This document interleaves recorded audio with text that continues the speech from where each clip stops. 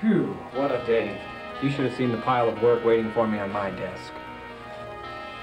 But it's always hard to come back to work after a 2-week vacation, huh?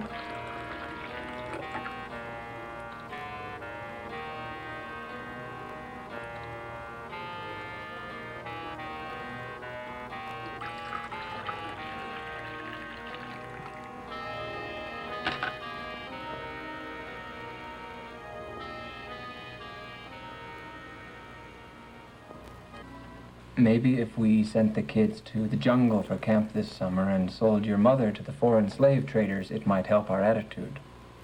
Okay. What'd you say about my mother? Nothing. I was just trying to get your attention. You seem so distant, so preoccupied. What's the matter? Got the back to the old grind blues?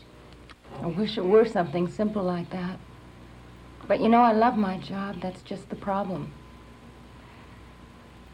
I'm darn good at what I do. They depend on me, and I have never let them down.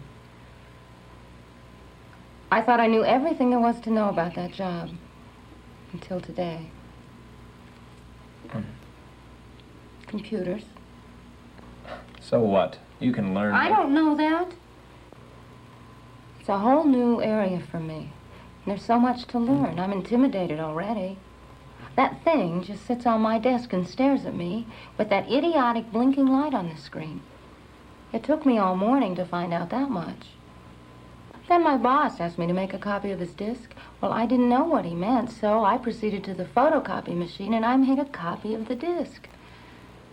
He laughed so hard that the entire office came over to see what was so funny. I just wanted to shrink up and crawl under a rock somewhere. Why didn't you ask someone for help? Companies just don't dump this kind of thing in your lap without some kind of support, surely. I'm not used to asking questions. I'm used to answering them. I feel like I have to sink or swim on my own. Everyone has a 2-week head start on me. I don't know how I'll catch up.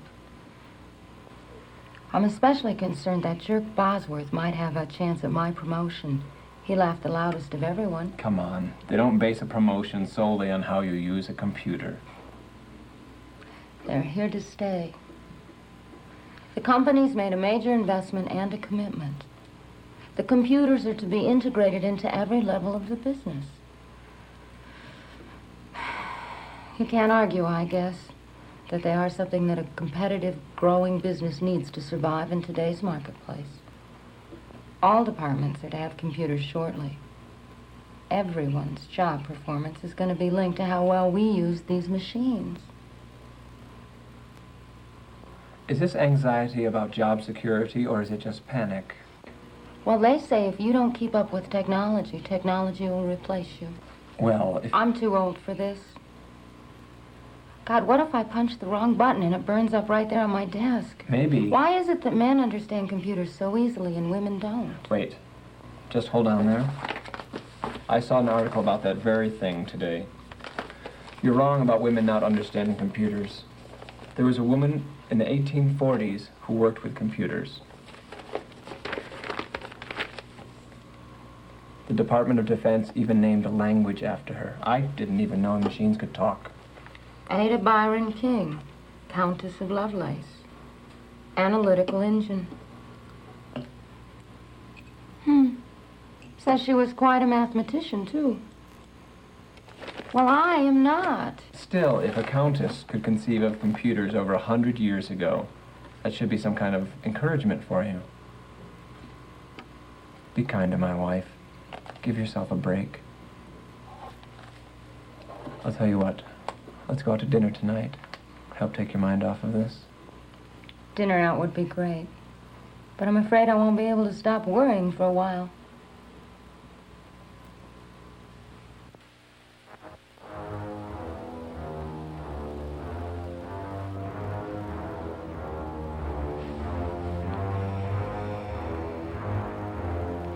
What if I do something wrong?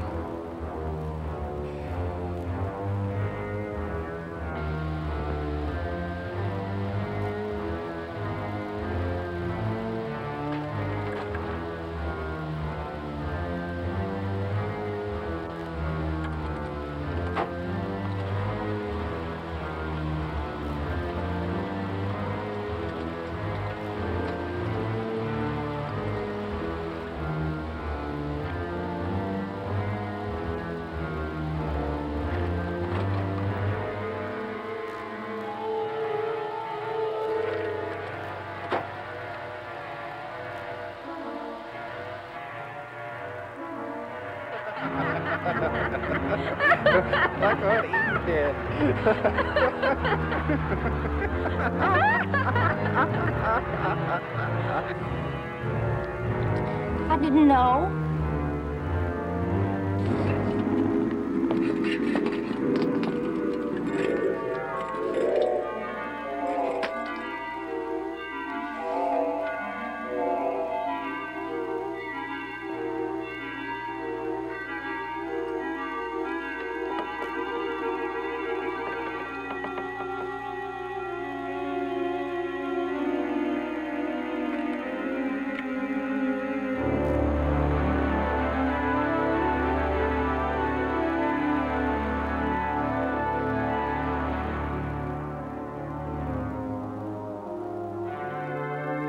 You have pushed the wrong button.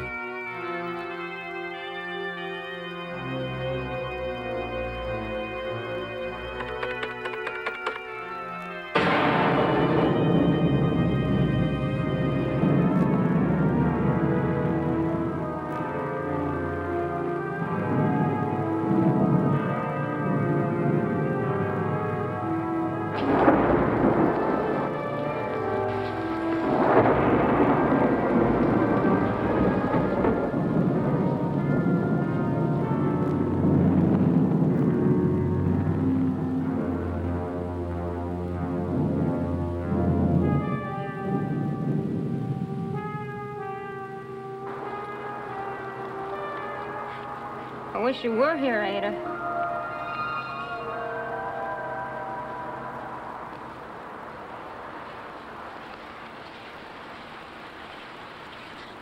May I offer you some shelter from the storm?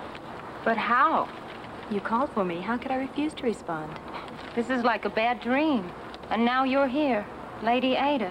Her spirit, if you like. Whether this is a dream or reality for your mind is something you'll have to answer for yourself. But why? It is your choice, really.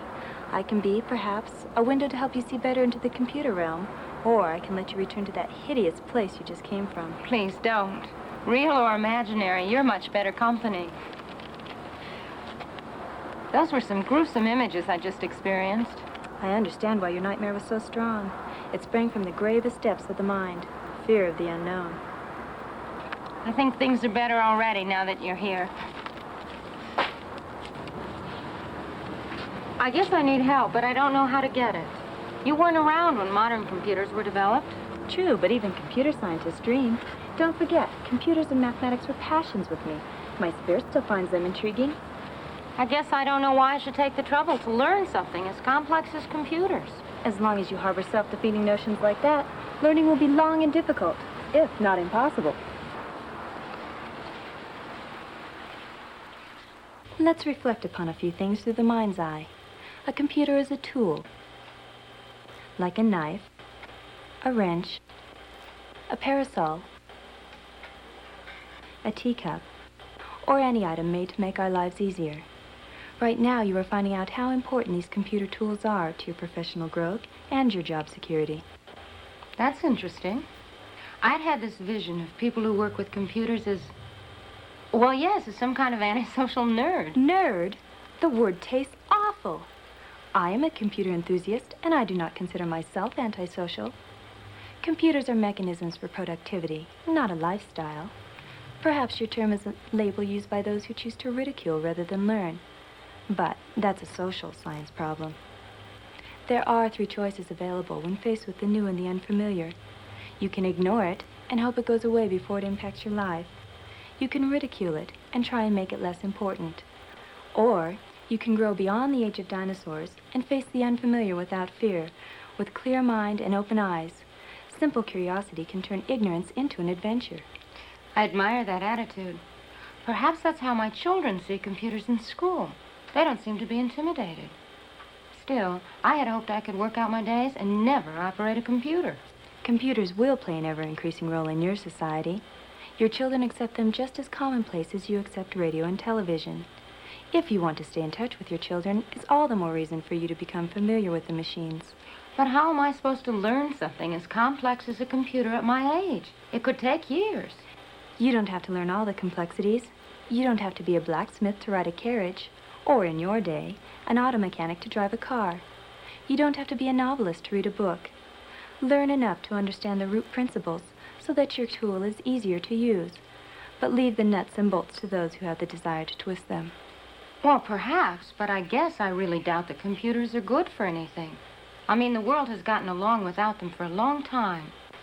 I didn't like getting along without them. I envy you, for my flesh will never touch one. Their potential to science, mathematics, and the arts spoke to me over 100 years ago.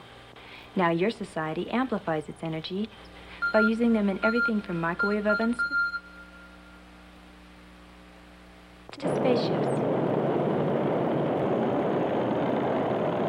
They are in your communication systems, from your telephone switching systems to electronic money transfers and automatic tellers.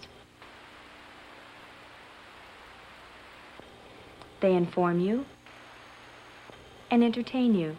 How about a nice game of chess? They help save lives in the medical field and soothe your soul with music from synthesizers and recorders. Teachers now have a tireless assistant in the classroom which never loses patience with the pupil. Businesses are using computers in ever-growing numbers. Don't I know it? For databases, data communications, and word processors.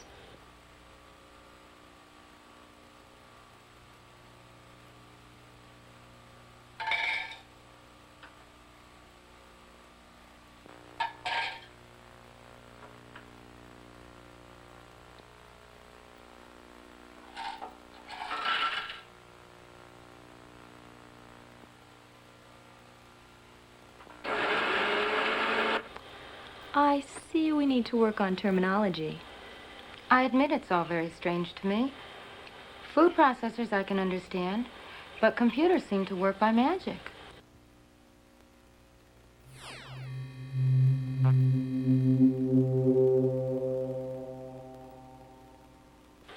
Vivid imagination.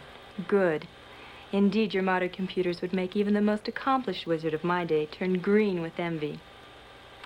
Most computers, large or small, however, are made of mundane materials. Metal, plastic, and most importantly, silicon, one of the most plentiful elements on Earth. Yes, Eve, ordinary beach sand is mostly silicon.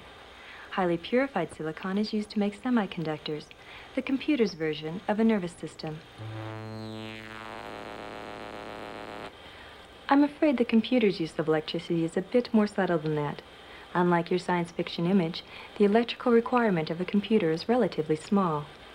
The computers, or analytical engine as they were called in my day, were made of gears, like a clock. Semiconductor technology has brought your society beyond the age of gears, past vacuum tubes, beyond transistors, into the era of the microprocessor chip.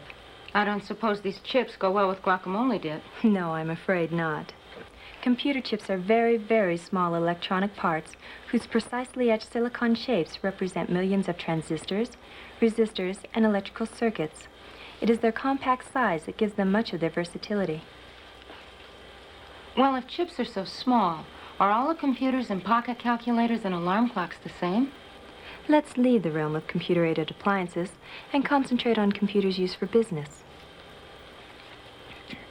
We can categorize the broad variety of these machines into 3 general classes: micro, or personal computers, used for individual work; mini computers, for larger jobs distributed between many people; and mainframes, for central control of very large amounts of information which must be shared by numerous people in many places. Well, if computers come in all different shapes and sizes, I hope I don't have to learn a different set of principles for each type. By no means. There are more similarities than there are differences. Fundamentally, computers vary more in speed and capacity than they do in operating principle. I don't think I follow you. Look, here are 2 tools you are familiar with. Both have piston engines, both roll down the road on rubber tires, and both have drivers at the wheel. They differ in size and performance. Exactly. But what similarities do computers share? Computers have 2 fundamental components: hardware, the machine apparatus which you can see and touch, and software, the intelligence that drives the hardware. Well, not exactly. All computers have 4 basic traits. They accept information, input; they process or transform the information; They provide feedback about the result of the process, output, and they have a means of storing information. The power to handle and condense information is what makes a computer an important tool in your society. From a business perspective, information is just as important an asset as cash or equipment.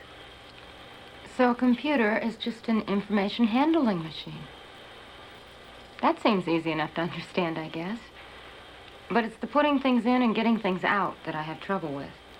All I have so far at work is a blinking light on a screen and a pile of manuals that don't seem to have a beginning or an end. Then let's start to get familiar with what the finished puzzle looks like by exploring some common parts of the hardware. In order for a computer to be useful to you, some means of communication between man and machine must exist. Input and output devices provide this link by serving as the human interface to the computer system. There are a wide variety of input devices, each designed to place information into the computer for a specific task. Text and numbers can be entered through keyboards, which are like typewriters, or with punch cards, or through scanning devices like barcode readers. For pointing, moving, and drawing things, there are joysticks, which are like flight controls in an airplane. Video arcade games have those. Likewise, there are trackballs and something called a mouse, which, no, you don't have to have a trap for. There are light pins and touch screens. All of these allow you to control information which the computer presents to you on one of the most common information feedback devices, the video monitor. This television-like viewing screen displays output from the computer to reveal results of the transformation of information. Other output devices include printers and plotters, which provide paper copies of the computer process results, whether it is a combination of letters and numbers or a graphic picture. Musical instrument digital interfaces, or MIDIs, allow computer processes to bring music to our ears. Computers can, to some extent, speak and recognize the human voice as a part of their command and response system. Hello. I think that's what I need. Well, computers are a long ways from being able to carry on intellectual conversation. Even simple voice commands are difficult for the few specialized machines that exist to understand. That figures. The ones at our office have the keyboard and the monitor and some things called disk drives. Disk drives are one type of hardware device that helps the computer store and retrieve information. Computer systems use several types of magnetic media to store information because the information can be created, erased, and changed easily. Many systems use magnetic tape, similar to music and audio tape, to record and read information on straight tracks along the length of the tape. Magnetic disks, whether flexible or hard in structure, store information in concentric tracks. External storage not only makes the information easy to reuse, but creates a way to organize the information. You mean the computer remembers where it puts things? With a little help from you. Remember, they are only machines. They need your intervention at some point to do anything at all. The tapes and disks serve as volumes to hold the information, and to keep track of what is in the volume, there is a directory. Well, I don't know. Think of the magnetic media as a library that has a catalog of all the books inside, or perhaps as a file cabinet with drawers for specific things and files of information in the appropriate drawers. The computer information corresponds to files or documents listed in the directory, all bound together in a volume. By changing disks or tapes, it is possible to access a different volume and thereby different information. So a computer stores all of its information externally? No. Besides these semi-permanent ways of storing information on external media, the computer can store limited amounts of information inside its own electronic components. Certain types of semiconductors serve as memory chips. Some, called read-only memory, or ROM chips, store information permanently and are used to load information into the computer that it needs to enable it to perform some of its very basic functions and begin operating properly when it starts up or boots. Other chips provide random access memory, or RAM, which the computer can use and change as necessary to do its calculations. Sophisticated systems use an elegant combination of RAM and disk space, called virtual memory, to provide the illusion of tremendous amounts of memory. Wow! Doing calculations in memory? So they really can think. Even though the word computer comes from the Latin word meaning to reckon, consider, or think, computer logic has very little in common with the miracle of the complex human mind. All of the computers in the world linked together simultaneously could not begin to replicate the neural activity of one human brain. What the computer can do is handle repetitive tasks very quickly and make calculations very precisely.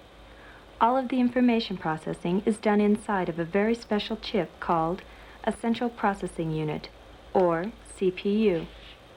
The CPU does the work of reading information patterns from input devices or retrieving it from storage devices, combining information for accurate calculations by switching information in and out of memory, and controlling the output devices so that a human can understand the computer's actions.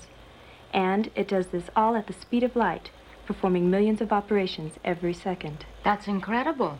Well, I like to think of the CPU as a maestro of a complex symphony orchestra, where the input, output, and storage devices are the instruments, and the information is the music.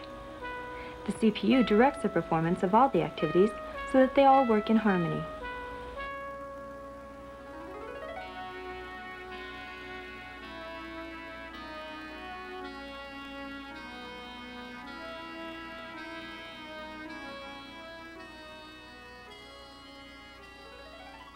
I see.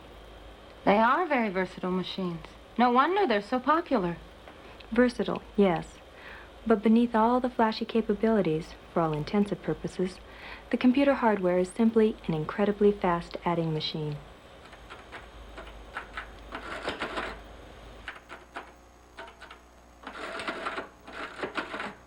How can that be?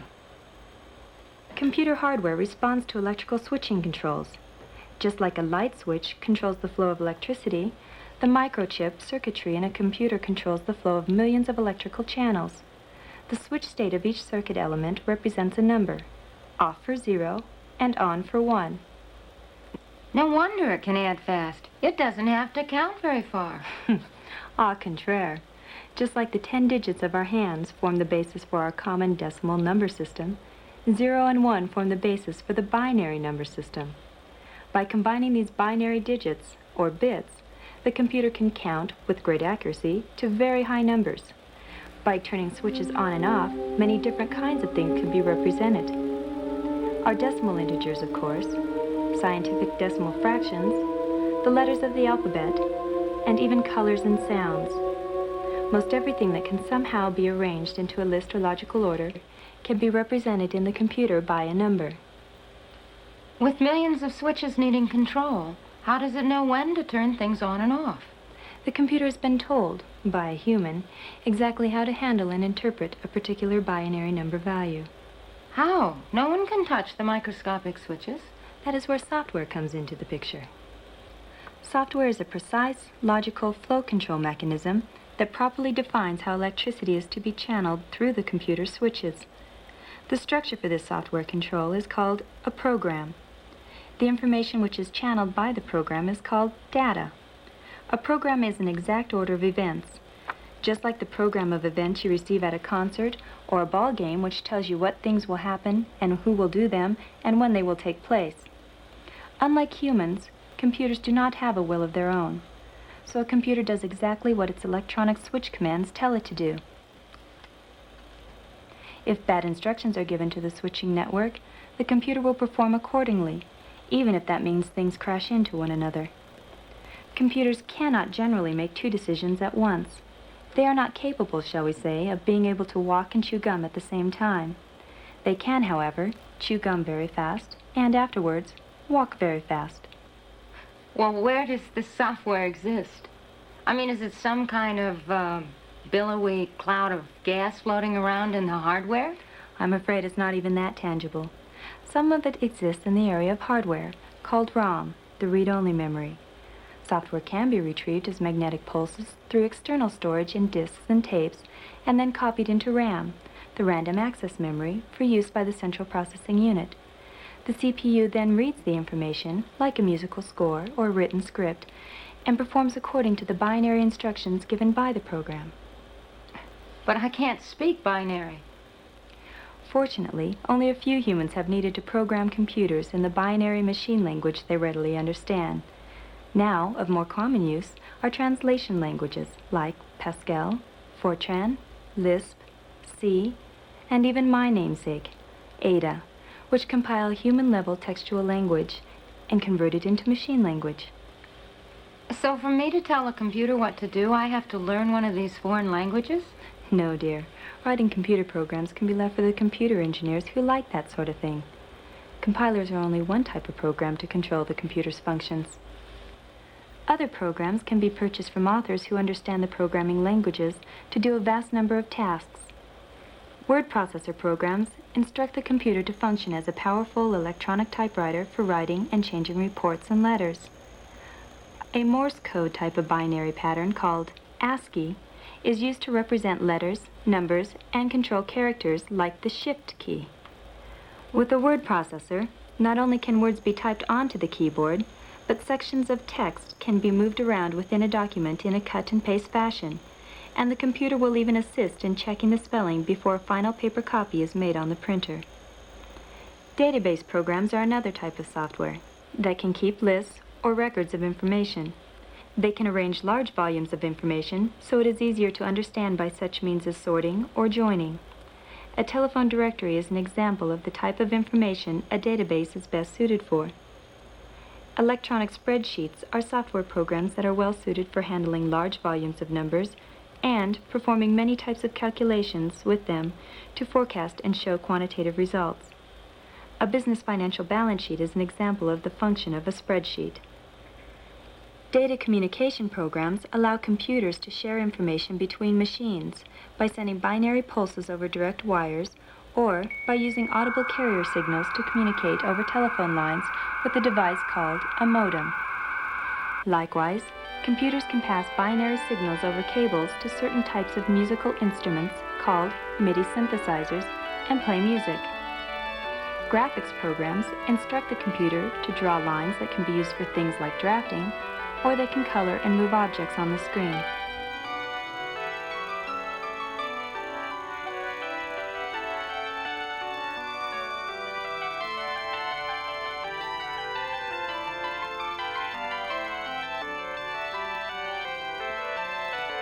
Wow. There is a whole spectrum of possibilities. So with the right software, I can do all these things on one machine. Quite possibly. A point to emphasize, however, a computer is only as good as the software written to run on it. A great computer can be rendered useless by poorly written software. Skillfully written software, however, can give the computer the illusion of intelligence, but in truth it is the mind of the programmer shining through. One very important program is delivered with the hardware, the operating system. In addition to speed, performance, and capacity, the operating system is the major difference in computers because it is the fundamental link between the human and the machine. What does the operating system do? There are many layers of communication between you and the hardware. One of the lower levels is occupied by a software program called the operating system. The operating system is the prime intuition layer which interprets the actions of the mechanical interface devices which respond to your actions, or requests made by higher-level programs, and translates them into instructions for the electrical system machinery. The operating system is the ultimate resource manager for the entire computer. It schedules the flow of activities, gives priorities to simultaneous actions, and directs the results of the computer's calculations so proper feedback is provided to the user. Besides being the fourth basic difference in a computer types, the operating system is probably the single most noticeable difference between computer systems. I don't follow. There are almost as many types of operating systems as there are computers, but there are three general ways that a person can communicate with one. These are the command language interface, the menu interface, and the graphic interface. Each has its strong points and weak points. Basically, there is a trade-off between ease of use versus ease of programming. Some people like the command language interface, whereby word-like commands are typed on the keyboard. There are a variety of command languages also. For instance, All of these commands instruct some particular machine to provide information about the contents of the data it currently stores. So if I use a different machine, I might have to learn a whole new set of commands. Different brands of machines generally have different operating systems. Although the language might be different, the function performed by the command is basically the same. To see the contents of the information on a system which has a menu interface, one could pick a choice from a screen list. On a graphic interface, one could use a screen pointer controlled by a mouse and see the contents with the click of a button. Needs and preferences enter into the choice of the type of interface one makes. Graphic interfaces are rather convenient and simple to operate because to most people, a picture is worth 1,000 words. However, combining commands in a graphic interface is often difficult, if not impossible. Command languages and menus generally allow easy combinations. However, combining word commands into macro commands is very similar to controlling the computer with a programming language. Menu systems can be very complex in their hierarchical levels of menu selections, and the casual user can become easily lost in the layers as they tend to look much the same throughout. I don't know how my boss decided to buy the equipment he did. Hopefully, your employer confronted his computer needs in the proper way by taking the first 3 steps toward successful computer solutions. First, analyze and define the task to be accomplished on the job. Second, seek out software programs to best perform the job task. Look for robust software that handles errors with finesse. Lastly, after these investigations have been accomplished, find the most efficient hardware to run the chosen software with an eye on future requirements that the hardware might have to meet. Well, once I have sorted out all of these concepts, what kinds of things can I do to ensure that things run correctly? First of all, remember your computer is an electrical device, just like your refrigerator. If the electrical power supply is cut off, things spoil very quickly. In most cases with a computer, the effect is instantaneous. What can I do to prevent losing everything? That is what storage devices are for. Learn how to store information on magnetic media and copy information from the computer's memory to the media at least every 20 minutes. That way, if things crash, you will only have lost 20 minutes of work when things return to normal.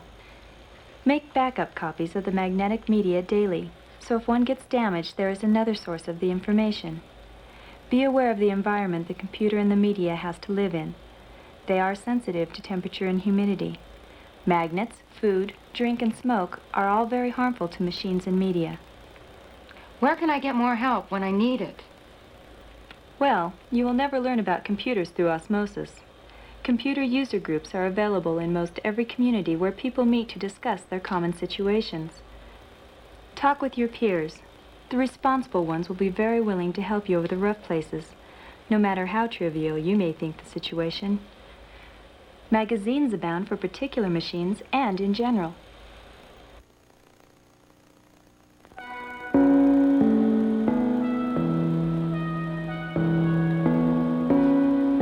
Oh no, I must be starting to wake up. There are a million more things I'd like to ask you. We don't have time. I just hope I have been of some help. Oh, you have. I don't think I'm afraid anymore. In fact, this is a new journey that'll be exciting to explore.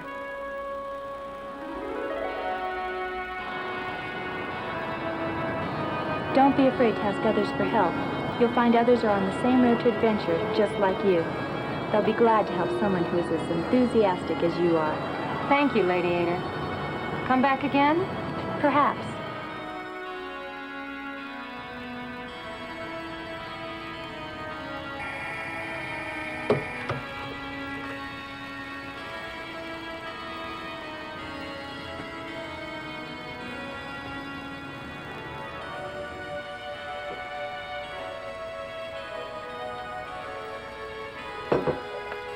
You were up early this morning. I hope things go better for you today. I have a good feeling about it. Thanks for your encouragement last night. Anytime. You know I'm on your side. Thanks. Bye-bye. Bye. Good luck.